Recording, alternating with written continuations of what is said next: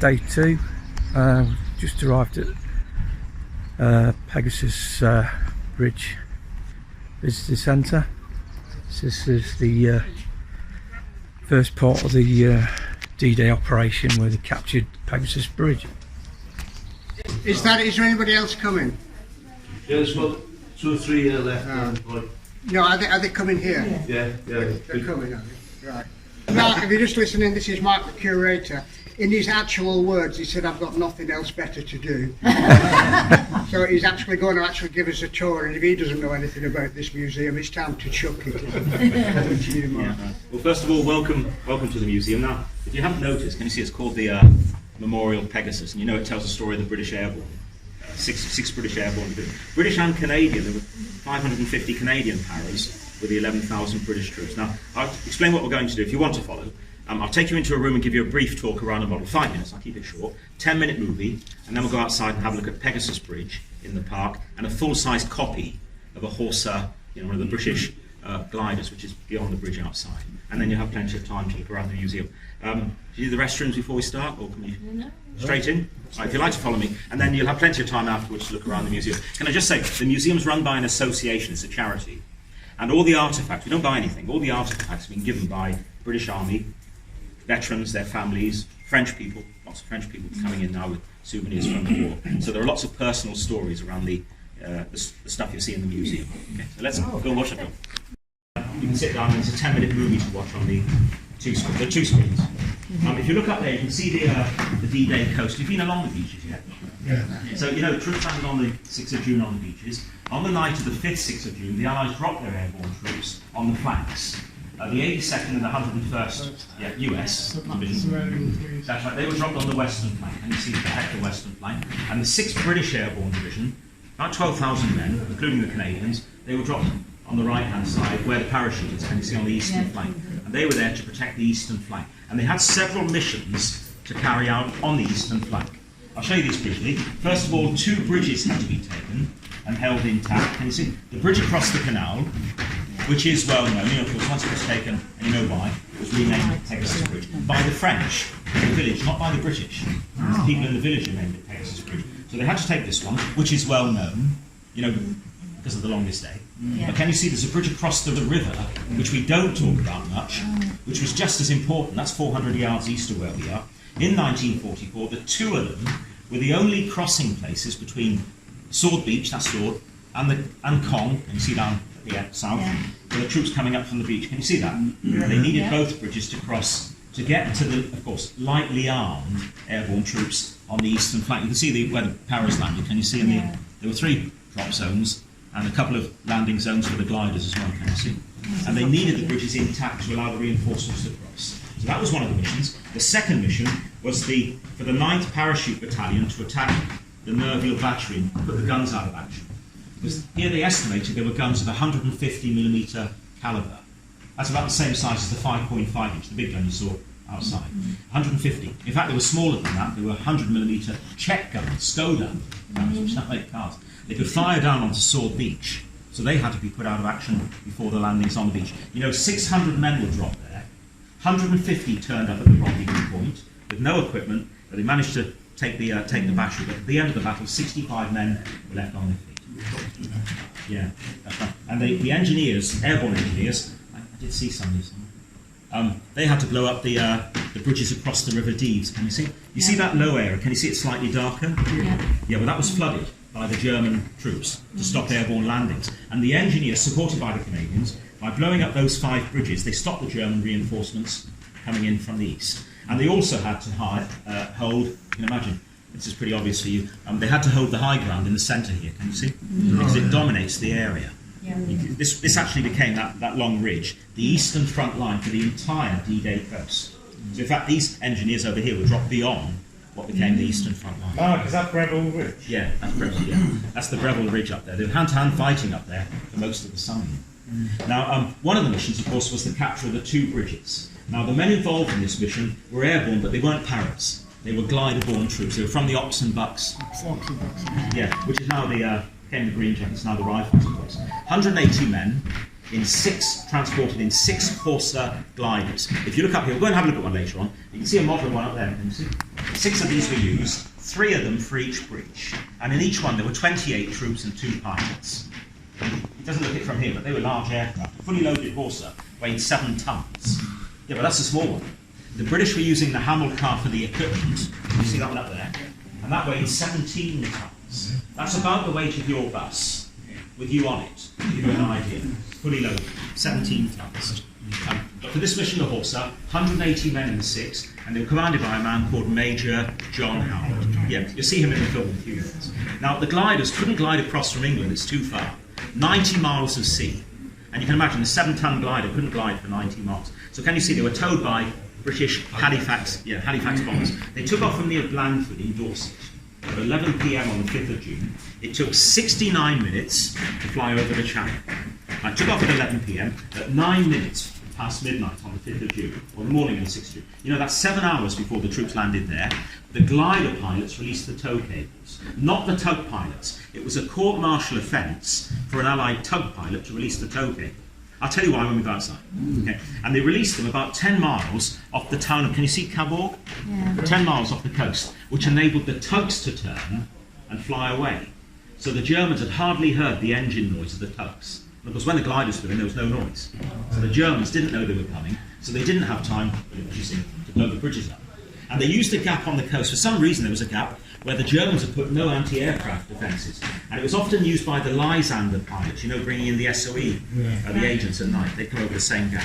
Now, 6 gliders, 5 of them landed near the bridges. 1 of them got lost. If you look carefully, you can see 3 of them there, next to Pegasus. I presume you're going across later on here.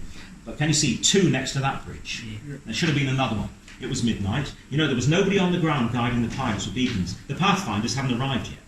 They were for the main force of Paris coming, you know, to prepare the crossing. Easy, that's right. So nobody on the ground, no radar. The co-pilots navigating had a stopwatch and a compass to do the job. And they'd made their flight plan before taking off. One of the pilots told me he could see that the tug was pulling his glider off course to the east. But they couldn't communicate because for some reason the telephone line in the tow cable wasn't working. And they wouldn't dare use the radio for obvious reasons.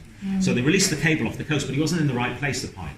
And he told me he didn't have time to readjust to get back on course. And as they came in over the coast, they mistook that estuary for this one. Right, so it should have landed there. And that's right, can you see over there? About 8 miles away, behind what became the front line, in the flooded valley. But if you look carefully, the glider has landed next to 2 bridges. Can you see that? Yes. Well, you see the images of the veterans in the movie. They used to come back quite often, the airborne vets. There were 30 here on the 5th of June, but there were only 2 airborne vets with the group. But one of the veterans from this glider, a Dunkirk veteran, used to come back, a sergeant. And a few years ago, I'd asked him what he'd done. He said, oh, well, we landed next to a bridge, so we captured that one. This way they hadn't come here for nothing, so they took that one. Didn't feel like staying there, they left. And in the dark, they crossed the flooded valley. They managed to cross the ridge. Sadly, the radio operator was killed, 2 men wounded. But they managed to get back to their comrades, the others, the following day. And they brought back with them 30-odd arrows who'd been dropped in the wrong place or blown off course, and an RAF Spitfire fighter pilot. So they crossed the enemy lines. 50-odd men, 2 of them were slightly wounded. That was it. And sadly, 1 man killed. Now, can I show you one thing? And I'll put the film on. What distance is that? Well, in a straight line, it's about 8 miles. But to avoid the German patrols, they must have done at least twice as much. Most of the Germans were on the top of the high ground. Now, can you see? There you see the Orne Bridge. I'll show you this and I'll put the film on. You won't see this in the film. And they're the 2 planes. Can you see them? Yeah. Now, they've landed north of the bridge. You see north, that way. Yeah. North. But you look north of Pegasus Bridge, there are no planes there. That's the museum. And before this museum was built 22 years ago, this ground was marsh. All north of the bridge was marsh. And they needed the dry field. And the nearest dry field is where, I think you're going later on. Yeah, it's on the other side of the roadway, but south of the bridge. So can you see south? You see, yeah, that's right. 2 there, and the road between the 2. So in fact, there were 2 landing zones, one either side of the road. Now these 2, the pilots released the cables, and they dived in from the north in more or less a straight line. Look at the other 3. Yeah, they went much further south. Can you see that? And further east of the bridges. Can you see? They turned over the village there. You see where they're turning?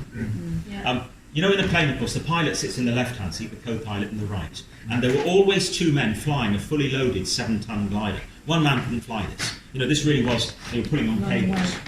But for this mission, they changed places. the pilots were sat in the right-hand seats, the co-pilots in the left, because the co-pilot was guiding the pilot, but he wasn't looking out the window. He didn't need to see. If there was cloud, he couldn't see. He had his stopwatch, his flight plan, and the compass. He didn't need to see. The pilot did. And being in the right-hand seat, it made it slightly easier when they turned the planes. And they came in from the south. Number 1 glider landed. John Howard did this. Number 1 landed 47 yards from the bridge. That's the distance of the bridge outside of the museum building. So the pilots had flown about 17 miles, 17 miles in the dark, in gliders. They had a stopwatch and compass to navigate with. There was a wind gusting to 20 knots, 30 miles per hour, so they needed to readjust the flight plan, and they got the 3 of them down within 80 yards. Number 1, 47. And none of the pilots were over 25 years of age. One of them was 21. The head of the Air Force for D-Day, a man called Lee Mallory. His brother, was the climber, George Mallory. He said that was the most outstanding feat of precision flying of the war. And 10 minutes, the time it would take to watch the film, the job was done. It was so quick, the British ran into the bunker next to Pegasus and woke the Germans up. And the veterans did tell me, fortunately for them, they were still asleep. They went down more or less shooting. Taking prisoners. So they managed to do that. Can I just show you one thing? These are the green berries coming up from the coast. These are Army and Royal Marine Commando forces.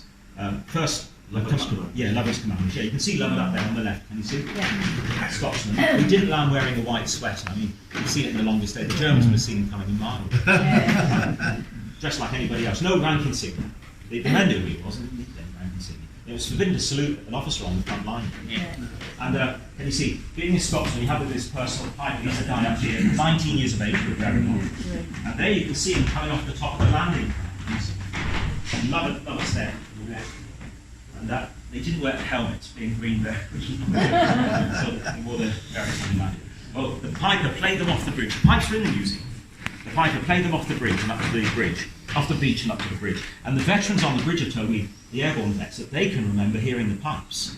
And they were relieved because when they heard the pipes, they knew the reinforcements were coming. They weren't stopping. You can see they're going up onto the high ground. But they knew the junction between the paras of the airborne and the commandos was about to be made. The legend says the piper walked over the bridge playing the bagpipes. Watch The Longest Day.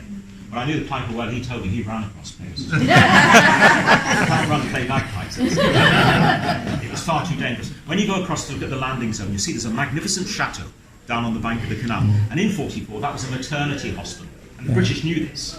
The Germans were on the roof and in the park firing at the British. The British wouldn't fire back because of the women and children in the building. For most of the day, the men were running across. And The Longest Day was filmed on the bridge in 1961, and the piper was here. You can see him up there. You can see the man who played Lovat in the movie. You can see John Howard with a blazer on, Lord Lovat. And the piper told Zanuck, the guy who made the movie, that he'd run across, and the piper director replied, "That won't sell the film." Can I just tell you about 7th Para? Now, John Howard's men had taken the bridges. John Howard would say this himself, that was the easy part, because the Germans were completely surprised. The hard part was holding it until relieved. Because once the Germans realised what was going on, they sent in reinforcements. And they sent in some armoured vehicles. They were French tanks, like an armoured car, but with a big gun on the top. And one of John Howard's men, who was a qualified paratrooper, who'd been on the Primasole bridge in Sicily before coming here, he blew the tank up with a Piat. No, so what's a Piat? Oh, sorry, I don't know. Oh, sorry, it's a wartime bazooka type. Right, so what, you handheld sort of Yeah, thing, you had a round at the back of the tube. Spring operation too far. Off the shoulder. An example of that on the pier. Yeah, but many of the veterans had told me they couldn't pull the spring back lying down, they had to stand up. But they didn't like standing up with a tank about 20 yards. The Piat blew up the armoured vehicle, which exploded with all the ammunition inside, which gave the impression to the Germans further inland that the British were in force with heavy weapons. And they turned and went back. The armoured vehicle turned and he was decorated with a military medal for doing that. And then later, he was on the bridge at Arnhem as John Frost's bodyguard at Arnhem as well. So they managed to hold on. Now here you see the reinforcements. They were dropped up there. Can you see Ranville? 3 battalions landed just here.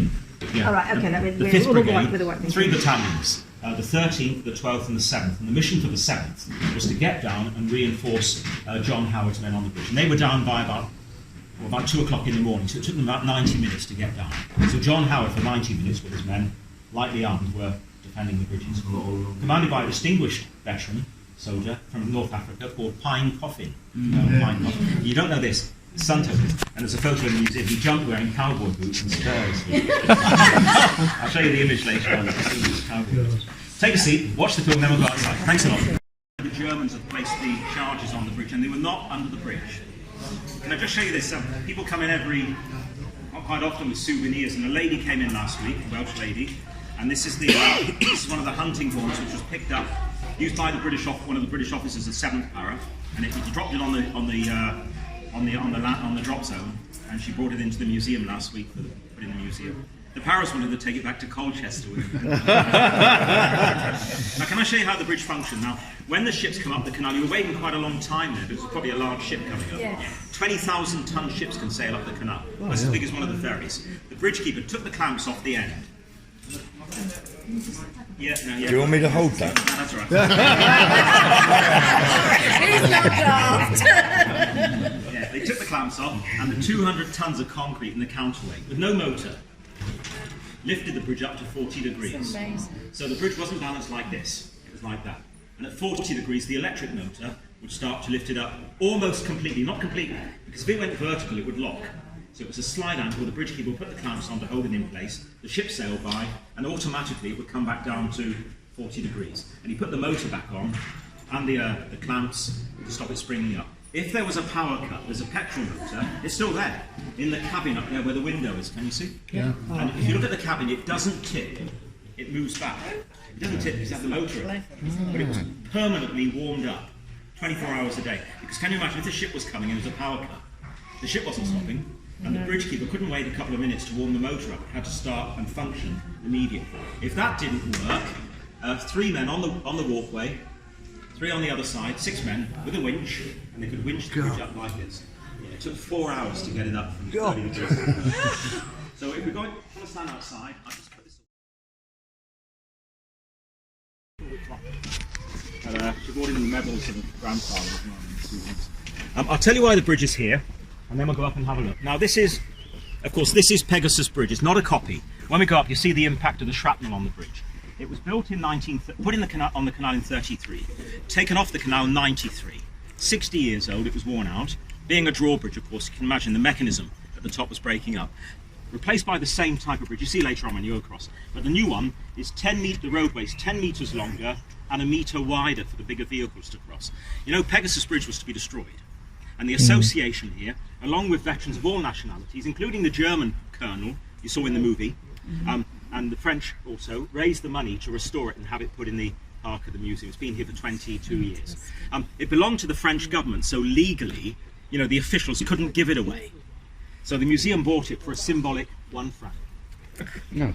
Which we never paid, so we wanted to. But can you imagine, to put it in place and clean it up, that was the expensive part. Yes. Do you recall I said it was marsh here, this site, and the foundations go down, the piles go down 150 feet. Good So grief. deeper than the roadway is long to get to the solid rock to hold it in place. Let's go up and have a look. Go up this way. Electricity pylons. You can see a church tower up there. Can you see it? Just to the right of the pylon. tower. And that's where Lord Lovat's men were going. That's the high ground which dominates the area. Not very high. Only about 60, 70 feet high. Yeah. When you're up there, you can see the entire battlefield, all the way down to Sword Beach.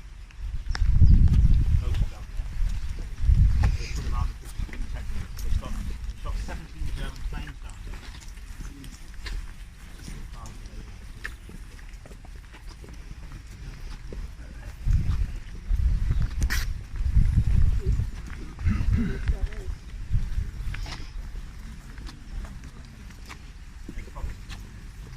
Try and close up so you can all see. Before we go on, I'd like to show you the impact of the shrapnel up there on the side of the carriageway. Yeah. Try and close up so you can see. Take care, a lady fell in the bushes yesterday. So. She's still there, deliberate. No, she did though. She fell in the bushes. Yeah, it's all brambles as well. Oh no. Yeah. Is she still there? No. Put her up my legs. No. Yeah. Seriously? Yeah, I'm not joking. Now, if you look up here, you can see the impact of the shrapnel. Can you see? No. On the side. And if, on this, Oh, I see. Up there, yeah. Yeah, can you see this lattice work column? I don't know what calibre bullets these are, but can you see something's gone through there?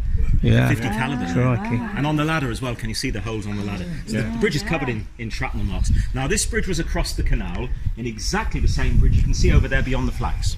can see the top of it. Oh, yes. The Orne Bridge, recall there was a second one. It's over there behind the high trees. Right? And I'll go and stand in front of you so you can... I can see a bit of a metal. Don't fall in the bushes. Now, today over there, it's a fixed bridge with 2 lanes. It doesn't move. Right? But in 44, there's a model in the museum, it was a swing bridge, so the concrete column was in the river, and the bridge turned on the axe to let the ships get by. But it was a single lane. The bridge had been built in 1871, you know, for a horse and cart. It was taken off in 1971, it was 100 years old, and sadly that bridge was broken. Sadly, because it was liberated by the Allies, just as much as this one. And the architect of that one was quite famous, a guy called Gustav Eiffel. Now, to recall, 2 gliders landed next to that bridge, and they landed. Can you see the electricity pylon there? Yeah. The field beyond it, but closer to the bridge, so behind those bushes there. Can you see? And they came straight in from the north and took that bridge. Now, you know, in England, they've been training for this for weeks, and they were training down in Exeter. Because between Exeter and the coast, there's the Wear and the Exe. And the troops, of course, didn't fly, and they jump out of the back of trucks and attack the bridges. And there were umpires watching what was going on to make sure it was being done properly. And the first glider landed with a platoon, and a young lieutenant called Dennis Fox. His sons, James and Edward Fox, the British actors. He ran up onto the bridge and took the bridge. And the second glider came in with a guy called Sweeney, Todd Sweeney. He commanded that. That's right. And he commanded that platoon, and he ran up to the bridge and said, "Is everything okay, Dennis?" And Dennis said, "Yeah, but where are the umpires?" So they'd taken it within 10 minutes. Now, they couldn't land here where we are, do you recall, because it was marsh, as you see in front of you. Yeah. You can see where we're standing. This has been built up to the foundations of the museum. So they flew down about 4 miles, turned, as I showed you on the model, and they flew in and landed on the other side of the roadway, where I think, Ray, you're going later on. Number 1 glider, as I said, landed 47 yards from the bridge, which is the distance from the bridge here to the museum. Now, they came in at 20 past midnight. At 1 o'clock in the morning, the 5th Brigade, 3 battalions of paras, the 12th, 13th, and of course they didn't get on because one was Yorkshire, one was Lancashire, and the 7th. They landed up there. You see the vehicles driving by on the top of the hill? Just beyond the electricity line. They landed there. And you know, the Germans have put poles in the fields, landing poles, anti-landing poles. They were called Rommel's asparagus. Now, there's one of them, part of one of them in front of the Jeep in the museum, you'll see later on. And the Germans have put these poles in to try and stop the glider-borne landing. So they had to be taken out before by the paras, because at 4 a.m. 200 additional gliders were landing up there in that field. Now, you don't see too clearly today with the bushes, but take off the vehicles driving by. I was looking at some wartime images. In front of you, nothing has changed in 78 years. It is exactly as it was. Even the power lines there, running over the fields, were there when they flew in 44. It was a good idea of what the terrain was like when they came. And of course, same time of the year as well. Same type of undergrowth. Let's go on the bridge. Can I have a look? Yeah.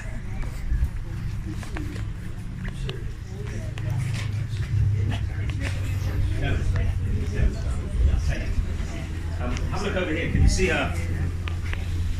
the stuff was flying around? Can you see the Look at that. That's thick steel as well. Plastic steel. Yeah, thick steel.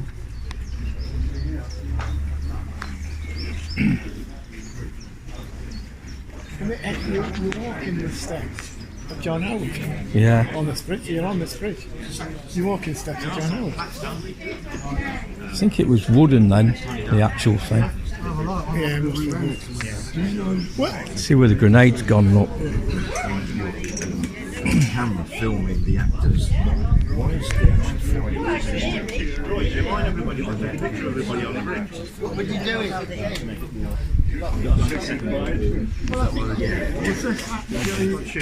That's actually the same with the left ball was there. It was wood.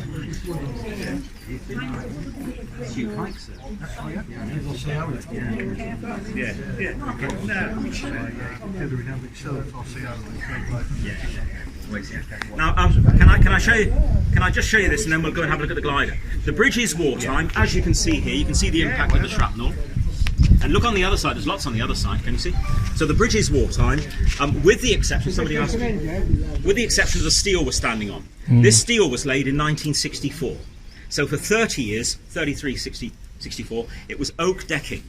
You know, oak's quite dense. And in 64, the canal over there had to be widened by 5 metres, so the bridge was lengthened. but 5 extra metres of wooden decking made the road too heavy for the counterweight to lift Oh the my bridge God. up. So the engineers have laid this. You wouldn't think so, but it's lighter than the wooden decking. Can you see it's riveted here, pre-war, of Yeah. course. Look at the end, it's welded. And that's the piece which was added on in 1964. Now, you saw the images of the veterans in the movie, the Second World War veterans. Every year, the vets, well, every year, they've been back for 2 years, but when they can come back, the veterans, they come back. You know, the Americans go to Omaha, Utah, Canadians, Juneau, and the British airborne vets come here. And this means a great deal for these guys, even if they were paras, because this was a glider-borne operation, even though it's a part of the Battle Honour of the Parachute Regiment. Yeah, they all come. This has become a symbol for all the airborne troops, the 6th Airborne Division, because you know none of them were supermen, were they? They were normal guys, men and women. The nurses arrived on the evening of the 6th of June. I'm sure all of us had somebody involved in the war in some way, and they came and did these remarkable things, not very pleasant things. You know, I'm sure they'd rather have been somewhere else, like any other serviceman, when they were teenagers. The average age for airborne was 19. 2 of Howard's men were running over this bridge at 17 years of age. And at the airborne cemetery, did you notice in the film, you saw a veteran in front of the, a 16-year-old. He joined the army, this is exceptional, at 14 years and 9 months, big guy, said he was 18, volunteered to be a para, and was killed a week before his 17th birthday. And his brother had been killed in the submarine with the Royal Navy in 1940. So the parents had lost 2 sons during the war. So they really were young men and women. Well, of course, they're old men and women now. They're in their 90s. They're end of their lives. 96 for the youngest. And I imagine when you get to that age, in fact, when you're younger than that, you look back to when you're a young man or woman of 20. When they were 20, they were doing this. And 4 of the veterans have had their ashes scattered over this bridge. The families have come in June for the anniversaries, but at the end of the day, when there was nobody around, with the chaplain from the airborne forces, simple service, and they scattered their father, grandfather, great-grandfather's ashes over the bridge. And I think that illustrates how these events affected these men as many other veterans in other conflicts as well. You know, you saw the glider pilot talking in the film. He was from Stockport in Manchester, and he emigrated to Vancouver in 1957. Passed away in 2013. His ashes wasn't buried in Stockport or Vancouver. The entire family came from Canada with the ashes, and they scattered them at the landing zone, where he'd spent about half an hour of a 94-year life. And I think that effect illustrates how these events affected these men as in any other conflict as well. Can I show you where the Germans had placed the charges on the bridge? They were not under the bridge. In each glider there were 5 engineers. So 30 of the 180 men were engineers, and their job was to take off the charges from the bridge. Can I show you this here? Let's go and have a look, just down here. Excuse me.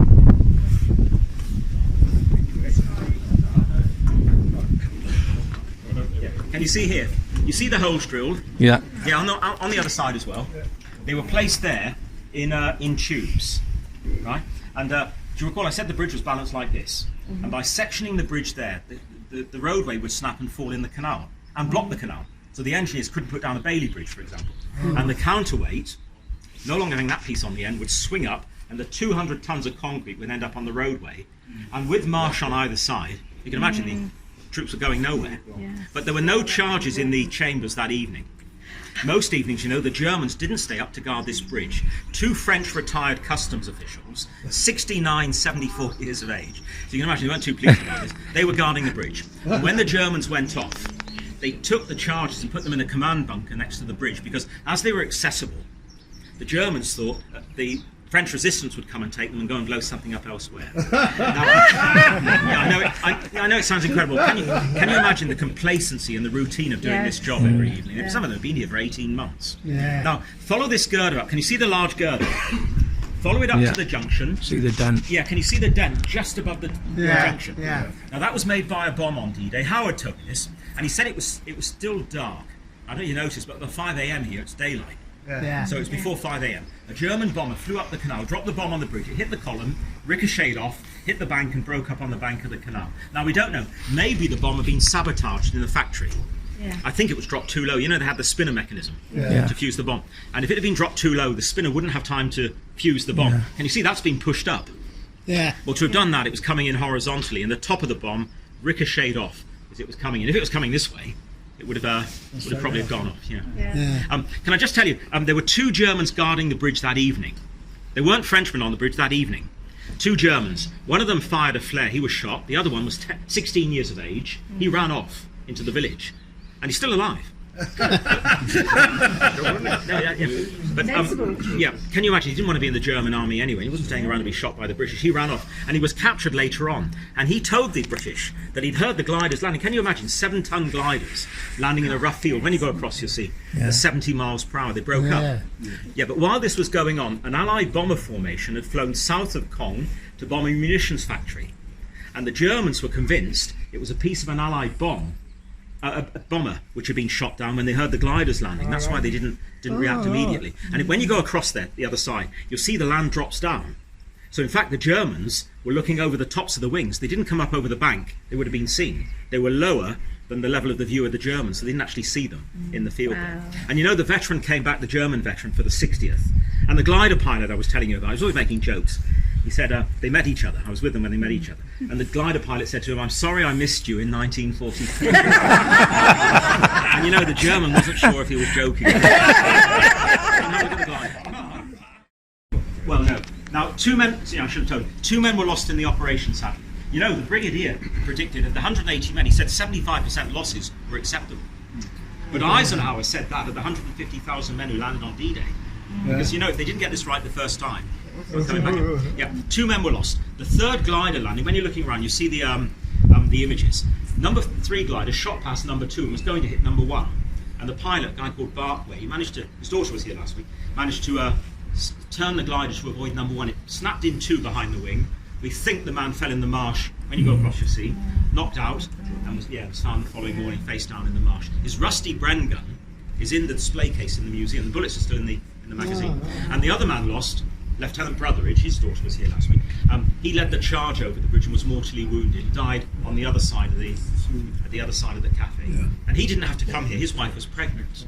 John Howard had told him he could stay in England with his wife, but he wanted to be with his men, and died. And the daughter was born 3 weeks after D-Day. Now you know the Paras have got a funny sense of humour. Well, I'll tell you this because you are. In fact, many of them don't get on with Madame Gondry in the cafe. Really? And they said, well, she probably came out and finished him off. The Paras say. Anyway, let's go and have a In 1980, the bridge was used up until 93. In 1988, the bridge keeper was lifting the bridge for a cargo ship, a big one. And we don't know why, but he didn't lift it quick enough. And the front mast, right up by the bow, clipped the end of the bridge.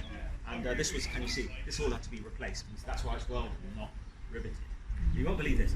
It was a German cargo ship. British journalists found out about this, and there are articles in the paper the following week about the Germans having a second go at it. Airborne medics, they were Quakers or conscientious objectives. They wouldn't carry weapons and ammunition.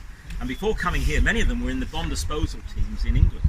But by 43, the bombing had decreased, so they were no longer required. So they wanted to serve, and they volunteered to be airborne medics, gliderborne or paramedics.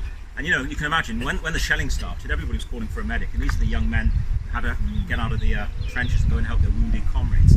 They were given no rank, no decorations, and if they were killed, their widows didn't get the pension because they weren't considered combatant soldiers. It was not really fair. No.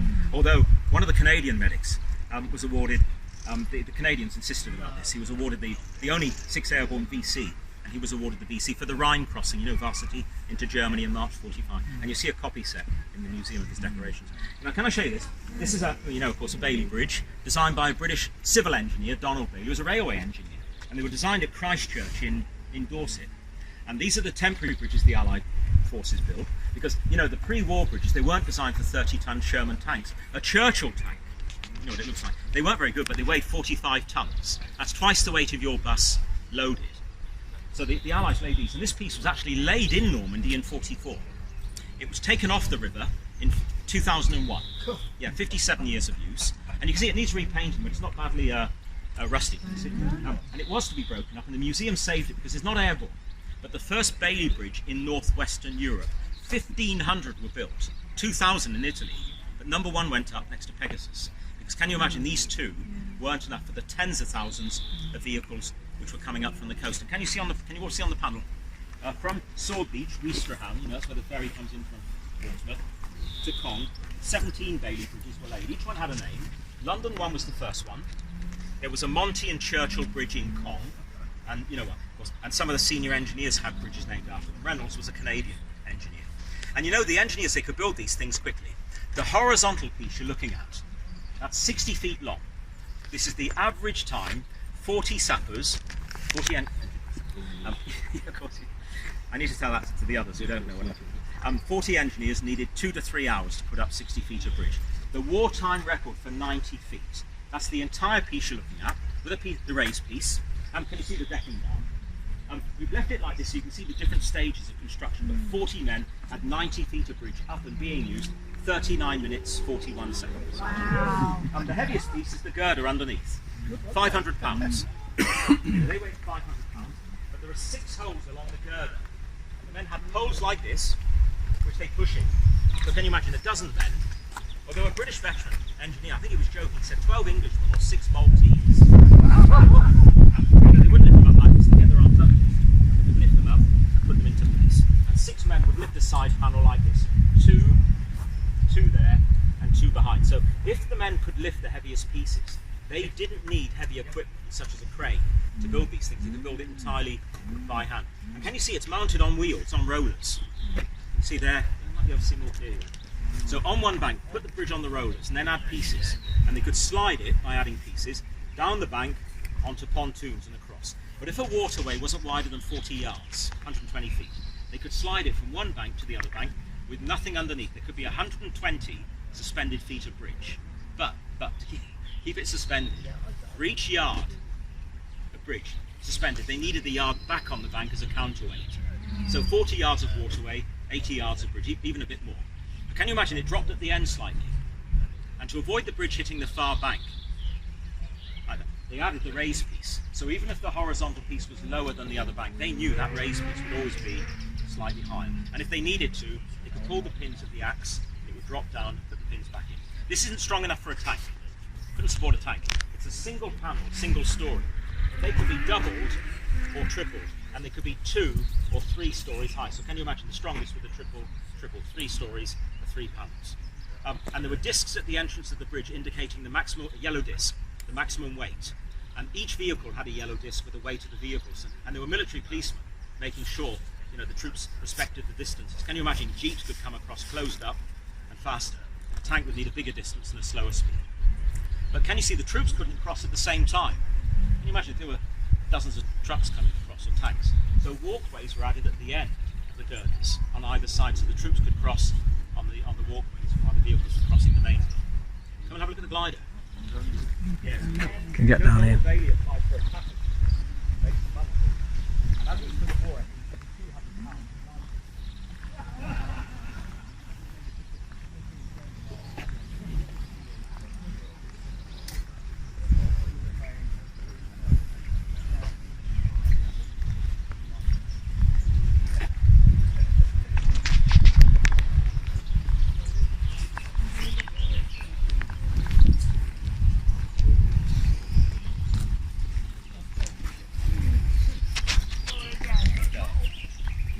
I'll show you this now, I'll need you to look around here.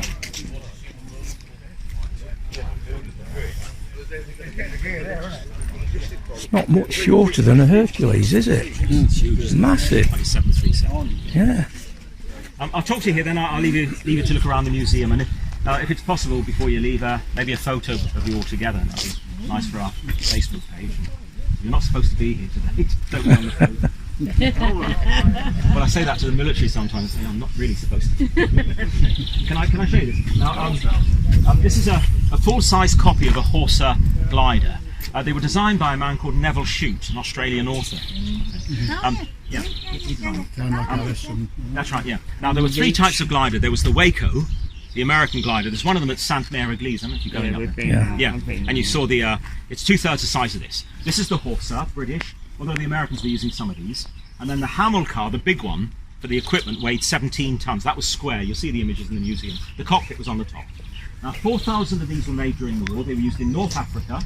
And the first batch was flown down. They towed them down to North Africa from Cornwall.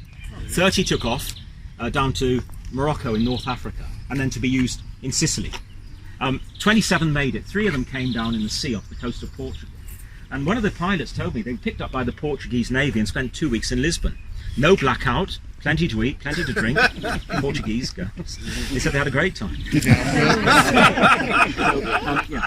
4,000. There's one left in the UK today, I'm sure you know, at the Museum of Army Flying at Middle Wallop in Hampshire. They weren't Air Force pilots, not for this mission. They were soldiers from the Army who'd volunteered to become glider pilots, and when they got their wings, they were staff sergeants. Staff sergeants. Okay? So, you know, within 6 months, they could have come up from Lance Corporal to Staff Sergeant. They needed somebody senior in the plane, of course.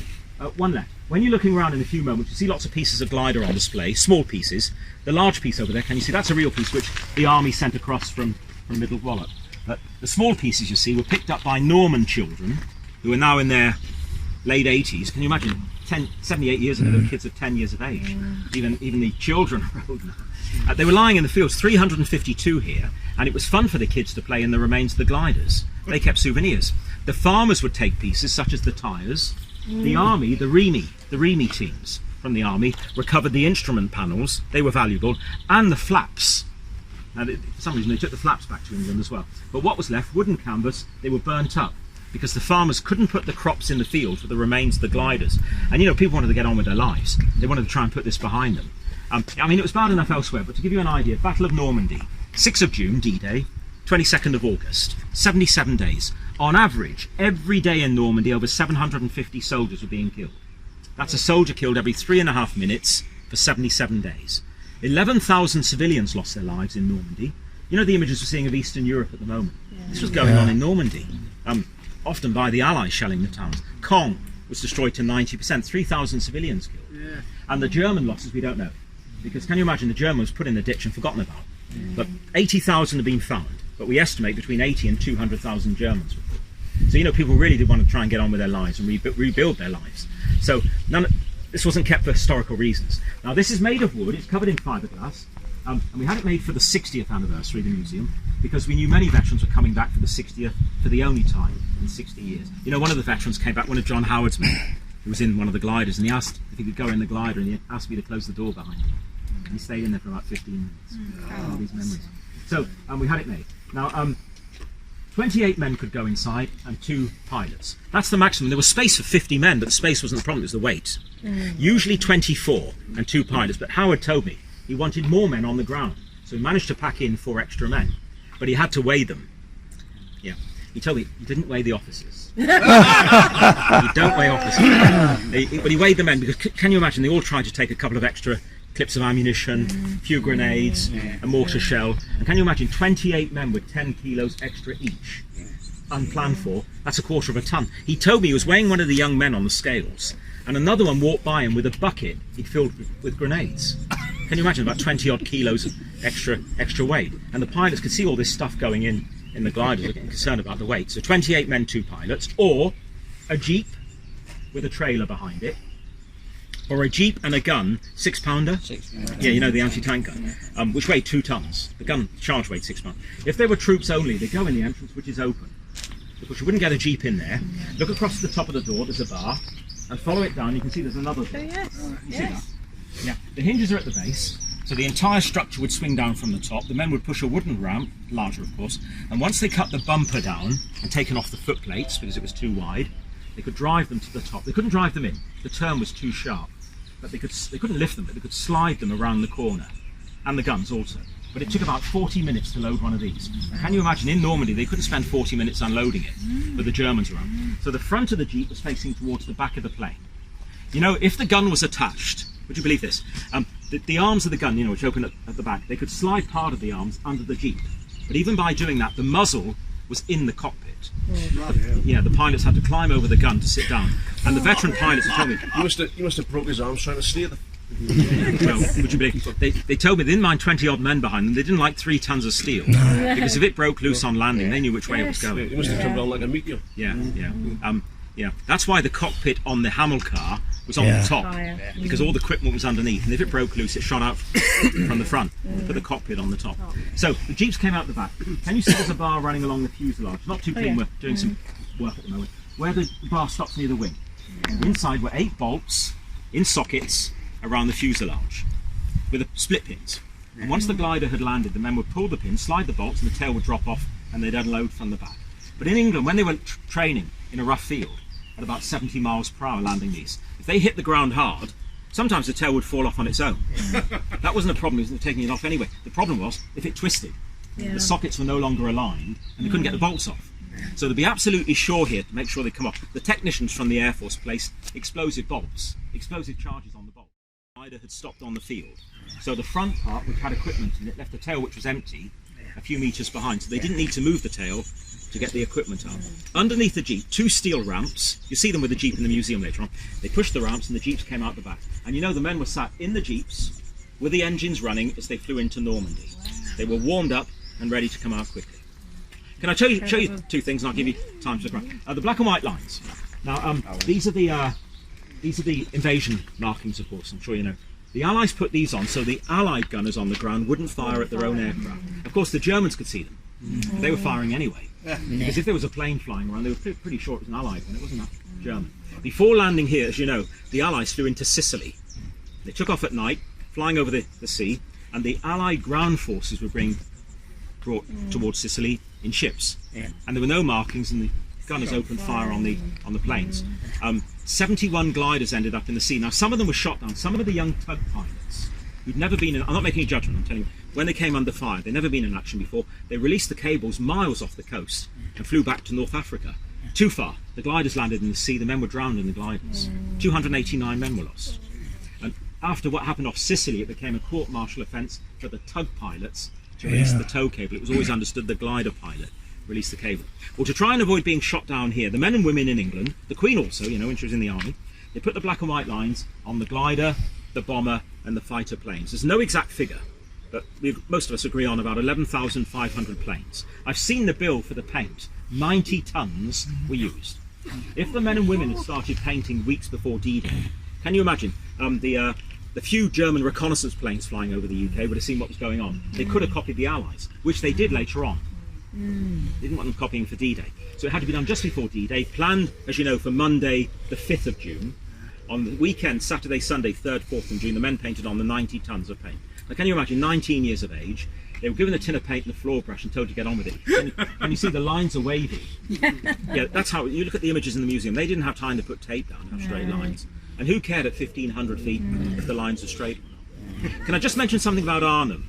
You know, the 1st Airborne Division.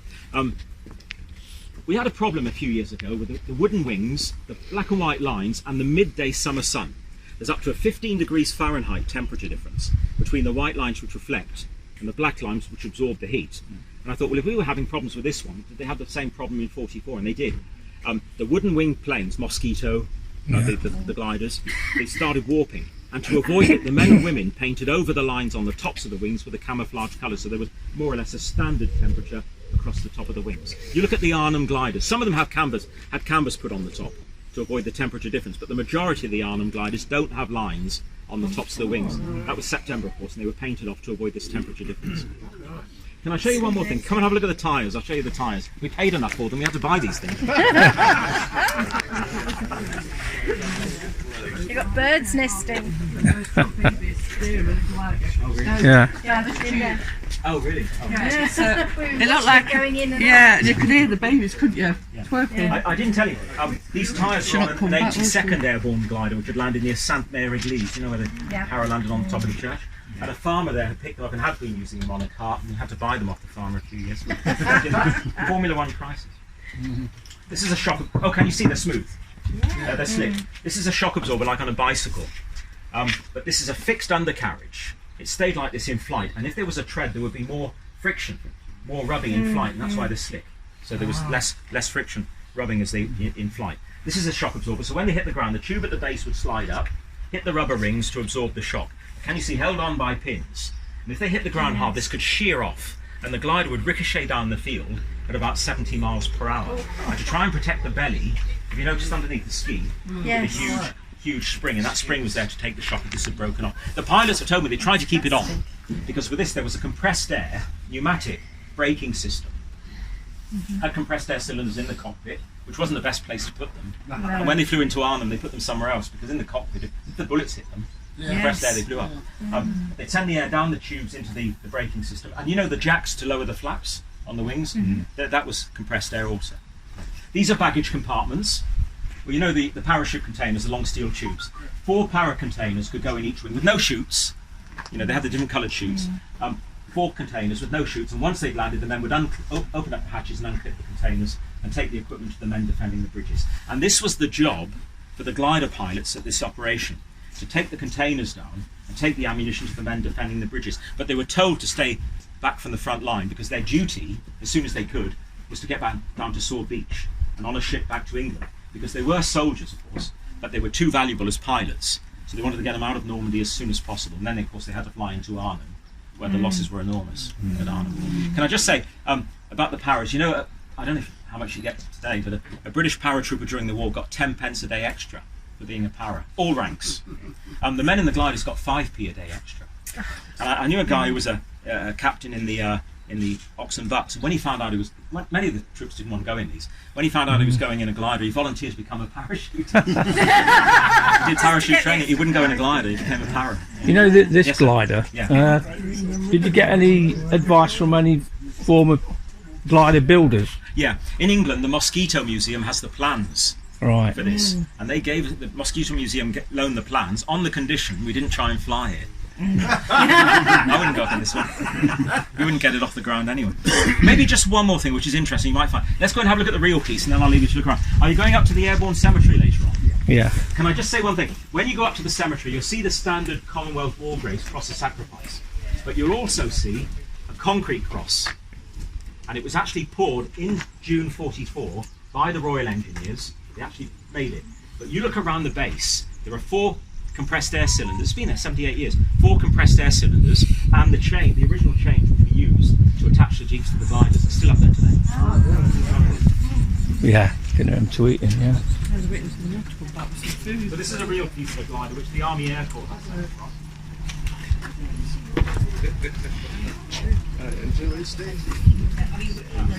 Looks well worn, doesn't it? I think they're in the building. The ladies just mentioned when the gliders hit the ground, they would break up. Many of them didn't break up on landing, and if they were infantry gliders, the tail wasn't taken off, the men came out the doors. They were disposable. But the colonel commanding the glider pilot regiment, a guy called Chatterton, he decided many of them were intact, they had to go back to England. But the field where they landed wasn't long enough, you can imagine, to have a plane, a tow rope and a glider. So they used a technique the US forces used in Vietnam in the 60s. They put, like a rugby post, they put 2 poles up. But rather than the bar, there was a cable suspended between the 2 poles. And hanging from that was a big wooden loop. Right, and that was attached to a nylon rope which would flex. The standard ropes were hemp, but the nylon rope running down the field to the glider at the end of the field with 2 non-volunteer Royal Air Force pilots in the cockpit. The Army wouldn't do this. A C-47 Dakota flew in from behind, but then the rest of them, like on the naval aircraft, caught the loop. They snatched them off the ground. 100 miles per hour, about 8 seconds. It almost stalled the Dakota. You know when an aircraft stalls, it drops on the ground. They got 39 off the ground, number 40 crashed. So they stopped doing it. The pilots were more valuable than the gliders. Yeah, that was it. Yeah, the pilots were more valuable. They didn't really need to take them back to England. A Canadian veteran told me one of them was snatched off the ground in Canada with a jeep inside it and the 4 men. He was one of the men, and they weren't usually allowed to smoke in there. And their captain said, "You've got to go in, you can have a cigarette." They hadn't been told the plane was being snatched off the ground. Can I just show you this? This is an authentic piece. 3mm plywood covered in canvas. You know they were made by furniture manufacturers in the UK at High Wycombe, where they make furniture today. And one of the companies was called Mullard's Furnishing Industries. MFI made these during the war. And they were made of canvas. Could have been words, could have been IKEA. I mean, mixed missing. In the UK, an exact copy has been flown. It's now in the Overlawn Museum in Holland, which could fly. An exact copy. The health and safety executive in the UK wouldn't let men fly, but it could be flown.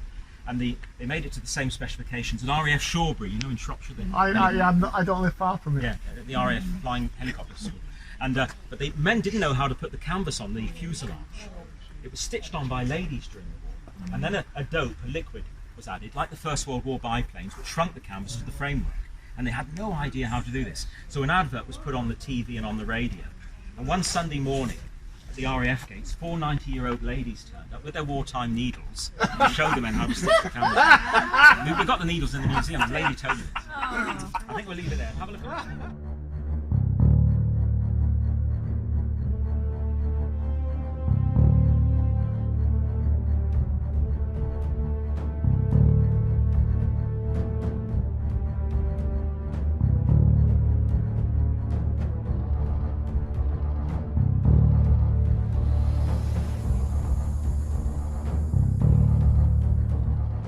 The glider's landed over here,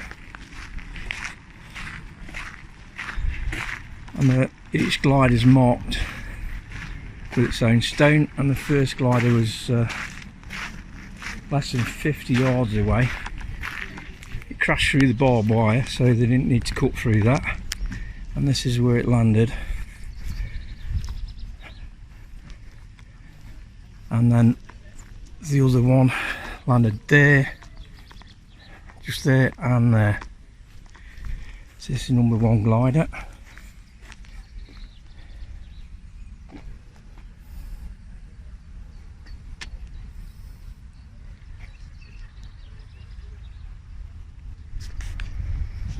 You can see from here how close the bridge is. They just ran straight through and put the attack in.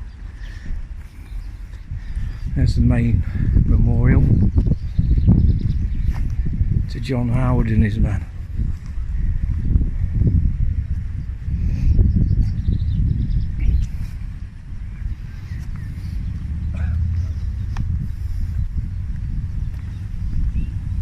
There's the second glider, and you'll see the pond there, and one of the gliders broke up, and the soldier inside it got knocked out and it actually drowned.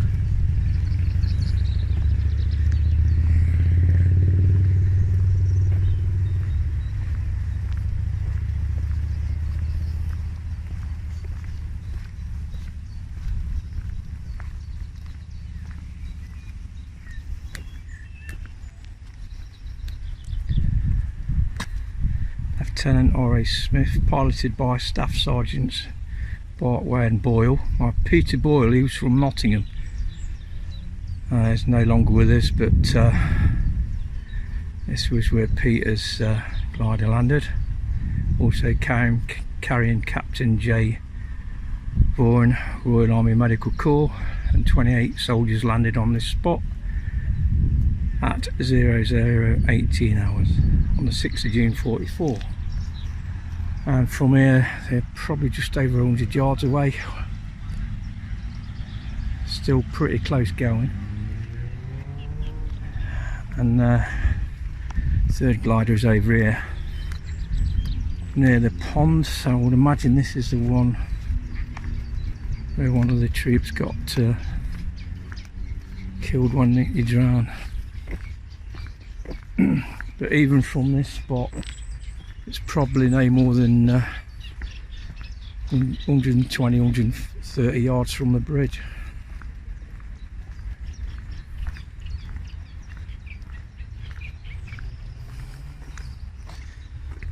The Horsa glider of Lieutenant D.J. Wood, piloted by Staff Sergeants Boland and Hobbs, and also carrying Captain H.R. Nielsen, Royal Engineers, and 28 soldiers landed on this spot at 0017 hours on the 6th of June. You can see how close we are to the pond. Amazing.